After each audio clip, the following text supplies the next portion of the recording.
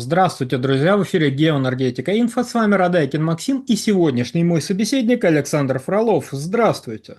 Здравствуйте, здравствуйте. Запасы газа в Германии в 2 раза меньше, чем в прошлом году. Власти ФРГ следят за ситуацией, чтобы вовремя подключить свой административный ресурс и повысить темпы наполнения хранилищ. Александр, а как это так получается, что при наличии нормативов, при определенной заполняемости, да и газ на рынке подешевел, смотрите как, а у них с хранилищами какая-то беда. Прокомментируйте, пожалуйста. Сейчас в подземных хранилищах Европейского Союза накоплено уже порядка 48 миллиардов кубических метров, и 9 миллиардов из этого объема находится в подземных хранилищах Германии. Тут двоякая ситуация, потому как, с одной стороны, бить тревогу из-за того, что сейчас в 2 раза меньше газа, чем было на тот же период прошлого года, что пытаются делать некоторые, вроде как не стоит, по банальнейшей причине. Когда вы смотрите, что у вас где-то 8,5-9 миллиардов кубических метров из 25 миллиардов, то смотрим на прошлогодние показатели порядка 16 миллиардов, 17, которые были вот на тот момент, ну, в смысле, на тот же период прошлого года. И честно себе скажем, а в чем проблема-то? Ну, хорошо, в прошлом году просто меньше газа мы отбирали из подземных хранилищ, и там его было аномально много по итогам отопительного сезона. А сейчас, ну, вроде как нормально. Ну, да, 8, ну, 9 миллиардов кубических, точнее, ну, 8, 9, 9 миллиардов кубических метров сейчас закачано. Это уже неплохо. Май, а потом июнь, июль, август, мы за это время накопим.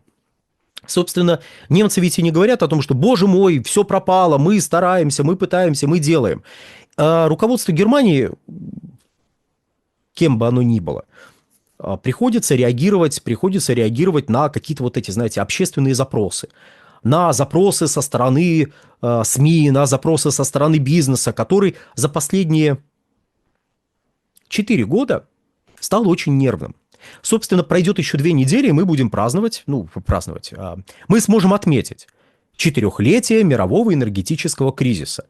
По сути, он начался с июня 2021 года. И за эти 4 года бизнес, население, СМИ, все стали очень нервными в отношении газа.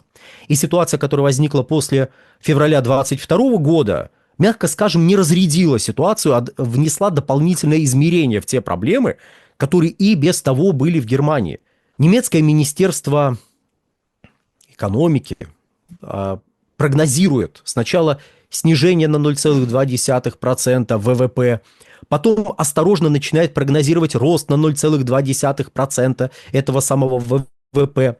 Когда у вас энергоносители дешевеют, а вы не чувствуете от этого всего никакого удовлетворения, то вы параллельно с этим начинаете очень остро реагировать на любую новость, касающуюся запасов газа, касающуюся доступности этого самого газа, касающуюся доступности электрической энергии. Собственно, о чем речь? Речь о том, что фактически вот с лета 2021 года все очень сильно подорожало. И до сих пор энергоносители в Европейском Союзе, несмотря на то, что рассказывается, ребята, кризис-то закончился, они не опустились до тех уровней, которые были, на начало лета 2021 года. Более того, какие-то энергоносители успели подешеветь, а отопление подорожало. Подорожало отопление, о чем нам сообщает статистическое ведомство в Германии. Оно сначала рассказывает: ребята, газ подешевел, а потом, на столько-то процентов, потом, а вот отопление подорожало. Ой-ой-ой. В такой ситуации любая новость, касающаяся газа, будет вызывать дичайший интерес и самую острую реакцию. Потому что, все смутно понимают, что какая-то взаимосвязь между газом и тем количеством денег, которые ты заплатишь за электричество, за отопление, за все-все-все, оно вот какая-то взаимосвязь имеется. И тут вам говорят: количество запасов ПХГ в 2 раза меньше. Будет ли острая реакция широкой общественности? Будет. Будут ли все немецкие СМИ об этом писать? Будут писать. Ну, хотя бы потому, что все будут это читать. Пишут ведь не только для того, чтобы проинформировать, или не столько для того, чтобы проинформировать, а пишут для того, чтобы это прочитали, чтобы можно было потом продать рекламу. К примеру, будет иронично, если в этом ролике Максим сейчас начнет зачитывать какую-нибудь рекламу. И сейчас состоится интеграция. Вот. Ну да ладно. Так вот, возвращаясь. Всем будет очень интересно. И руководство Германии, оно не может выйти и сказать, ну, точнее, может, но вряд ли будет так делать. Ребят, да успокойтесь. До этого газа у нас полно еще. Да все в порядке. Просто очень много было в прошлом году. А сейчас нормально. Сейчас нормально, и динамика заполнения нормальная. В чем проблема? Успокойтесь. Нет, оно фактически говорит это же, но другими словами. Мы следим за ситуацией. Если потребуется, включим админ-ресурс. То есть, переводя на русский язык, это означает, ребят, успокойтесь, нормально, все, пока рыпаться не надо, все в порядке. И я даже готов к ним присоединиться в этом плане. Что да, все в порядке. 9 миллиардов кубов на это время, ну, как бы не то чтобы прям мало, точнее, не то чтобы прям много, но и не то чтобы прям мало. 9 миллиардов вполне нормальный объем для середины мая. Но тут есть вот какое обстоятельство. Последние месяцы потребление газа в Европе растет.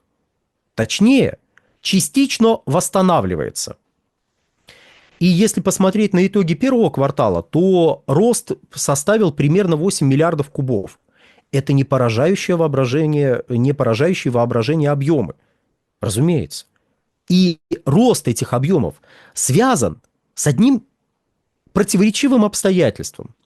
А именно, снизилась выработка электрической энергии на ветроэлектростанциях. Потребление электрической энергии при этом сократилось в первом квартале 2025 года относительно первого квартала 2024 года. Но так как сократилась выработка на ветроэлектростанциях, то даже вот это снижение не помогло.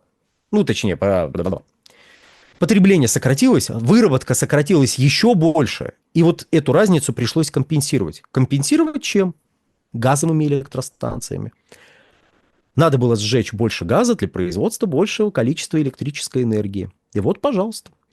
Есть где-то статистика по росту потребления в промышленном сегменте, но основной сегмент, который продемонстрировал рост, это электрогенерация. И что плохого? Ну, растут показатели, это же здорово. Да, это было бы здорово, если бы Северный поток работал, если бы Ямал-Европа работал в полную силу, и можно было пользоваться польским участком этого самого газопровода Ямал-Европа. Если бы доступность газа была на том уровне, на котором она была в 2021 году, тогда, то прекрасно, мы от падения перешли к восстановлению. Ура! Сказали бы все европейцы и немцы в частности. А сейчас вот этот рост показателей заставляет вместо радости испытывать, знаете так, осторожный страх. Потому что никто не дает гарантии, что летом не повторится ситуация, которая, кстати, в 2021 году и была. А именно, летом резко сократилось производство электрической энергии на ветроэлектростанциях при растущем спросе на электрическую энергию. И пришлось загружать газовые электростанции, пришлось загружать угольные электростанции. Ай-яй-яй. Стали расти цены на электричество, на газ, на уголь. А сейчас предложение ограничено. Сейчас доступность газа ограничена. Сейчас технические возможности вроде как достаточны для данного уровня потребления. Но доступность ресурса выше технических возможностей для его принятия. То есть СПГ-терминалы у вас есть? Есть. Мощность достаточно для удовлетворения вашего спроса? Достаточно. А что они недозагружены? Только потому, что у вас спроса не хватает для их загрузки? Или потому, что СПГ не хватает для их загрузки в том числе? СПГ не хватает для их загрузки. А после остановки украинского транзита российского газа потребности в импорте сжиженного природного газа еще выросли. Остальные поставщики трубопроводного газа находятся на пике поставок. Они не могут, ну, по крайней мере, знаете, там, не на миллионы кубических метров, а вот на миллиарды, на десятки миллиардов увеличить поставки. Нет, они не могут. Они вышли на максимальный уровень. Остается импортировать СПГ. Предложение СПГ в мире ограничено. И если летом возникнут проблемы такого природно-климатического характера, то СПГ будут в больших объемах потреблять не только в Европе, но и в Азии. И тут у вас ограниченный объем предложения и потенциальная такая вот опасность резкого роста спроса. Что произойдет с ценами в такой ситуации? Ну, цены пойдут вверх. А у вас есть необходимость заполнять подземные хранилища. И вот вы смотрите на эти подземные хранилища, смотрите на статистику в 2 раза меньше, чем в прошлом году. И начинаете, знаете, так осторожненько хвататься за сердце. И серии: мама родная, что происходит? Ой-ой-ой-ой. Потому как проблема даже не сегодня, ну, точнее, не в том положении, которое сложилось на данный момент. Проблема в массе рисков, которые даже уже европейским руководством озвучиваются на протяжении последних 1,5 лет. То есть вот мы, знаете, на этом канале говорили: вот там Европа может вступить в конкуренцию ценовую с Азией, вот при таких-то обстоятельствах. Нам тут прибегали в комментарии, ну, знающие люди, в отличие от нас, собравшихся, говорили: да чего рассказываете, господи, этого СПГ, да много этого СПГ. А еще европейцы напечатают евро, если надо, они купят любые объемы. Чего вы тут рассказываете? Европейцы евро печатают, покупают любые объемы газа. Это ж так работает. Ты печатаешь евро, бросаешь их куда-то в сторону СПГ-терминала, и там образуется газ. То, что сейчас сказано, не означает, что Европа останется без газа, замерзнет, у них все будет плохо, ай-яй-яй. Нет. Просто нужно понимать, что Европа сталкивается с теми рисками, о которых было известно на протяжении последних нескольких лет. Эти риски никуда не исчезли. Они лишь обостряются, потому что потребление газа в Европе начало восстанавливаться. Ожидаемо это? Более чем ожидаемо. Мы неоднократно тут говорили, что будет восстановление, частичное восстановление спроса на газ в Европе. К этому надо быть готовым. Ну и вот европейцы готовятся хватаясь за сердце, потому что предложение СПГ ограничено, ой-ой-ой, ценовая конкуренция с Азией.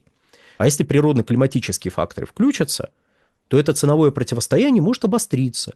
Именно поэтому немецкое руководство, в том числе поэтому, начинает подумывать об админресурсе, о том, что нужно как-то вот, ну, готовиться, закупать. Вроде сейчас темпы нормальные, но если спрос на газ, точнее, если потребление газа резко вырастет, то часть того газа, который сейчас идет в ПХГ, будет идти напрямую на производство электрической энергии. А предложение ограничено. А если эти природно-климатические факторы у вас включились, скорее всего, они и в Азии включатся. Ну, там, меньшее производство на ветроэлектростанциях, жаркая погода. Ну, допустим, может такое быть, может. Может снизиться производство на атомных электростанциях, на гидроэлектростанциях, что уже бывало. Это дополнительное давление на рынок в условиях частичного восстановления спроса. И остается надеяться нашим европейским партнерам на рост предложения. Рост предложения будет, безусловно. К концу текущего года и в 2026 году рост предложения будет. А тогда надо будет надеяться на то, что рост потребления в Европе и рост потребления в Азии и рост потребления в Соединенных Штатах Америки не окажется выше роста предложения, потому что иначе смотрим на лето 2021 года, когда предложение газа оказалось ограниченным, потому что газ вдруг нужен был всем, когда электричество стало дорожать, когда уголь стал дорожать, когда газ стал дорожать. Вот как-то так. На сегодня все. Всего хорошего.